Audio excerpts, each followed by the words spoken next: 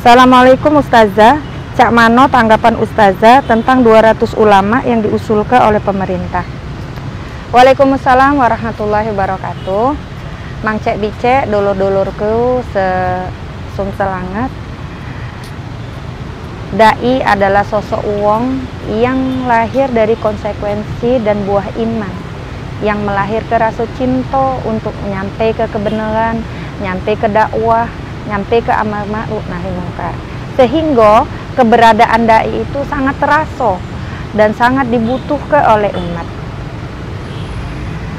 Cuma baik pada saat pemahaman umat menurun, maka jarang nian atau tidak banyak umat yang memahami bahwa belajar ilmu agama dan mengajarkan ilmu agama itu, yaitu dakwah, ini sebuah kewajiban.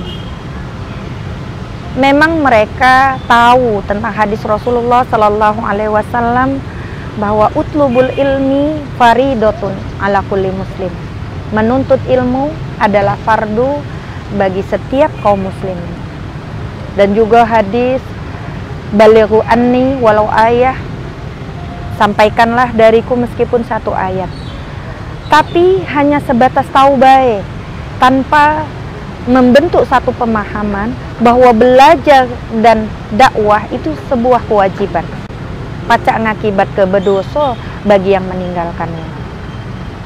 Tapi alhamdulillah dulur-dulurku yang dirahmati Allah, saat ini dakwah Islam semakin berkembang, fenomena hijrah dan banyaknya pengalaman-pengalaman wong-wong yang hijrah itu semakin menambah jumlah dai di tengah-tengah umat. Terlebih lagi dakwah menuju Islam kafah, dakwah khilafah yang sangat diminati oleh masyarakat. Terbukti semakin hari semakin banyak yang mendukung khilafah.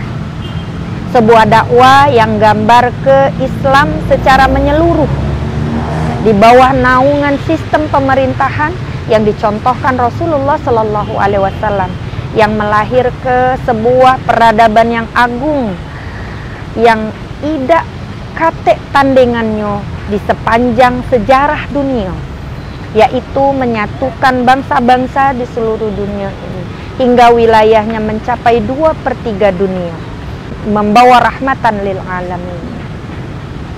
Sehingga sangat disayangkan kebijakan tentang 200 ulama ini akan nimbul ke perpecahan di tengah-tengah umat. Ngapa? Karena banyaknya umat yang merasa kehilangan akan kesempatan untuk belajar dan menyampaikan dakwah. Kemudian banyak juga para dai yang mereka senangi itu tidak masuk ke dalam daftar tersebut. Belum lagi kalau kita pikir-pikir bahwa jumlah umat Islam yang sangat butuh dengan pengetahuan Islam ini jumlahnya 100 juta lebih di Indonesia ini, bahkan masjid juga ratusan juta lebih. Maka bagaimana mungkin bisa diurus dengan 200 ulama tersebut? Sehingga kebijakan ini cuma menimbulkan kesan bahwa ini akan menghambat dakwah Islam di tengah-tengah umat, sehingga umat tidak banyak yang mengenal Islam secara kafah, apalagi mengenal khilafah, sehingga umat jauh dari kebangkitan. Dan inilah yang dikehendaki oleh musuh-musuh Islam.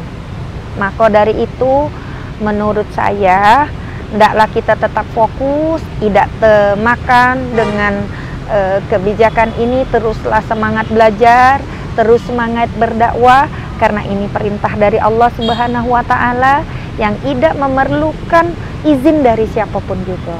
Dan ini merupakan bentuk tanggung jawab kita di hadapan Allah Subhanahu wa Ta'ala, sampai kemenangan Islam, sampai khilafah yang dijanjikan oleh Allah Subhanahu wa Ta'ala benar-benar tampak nyata di hadapan kita.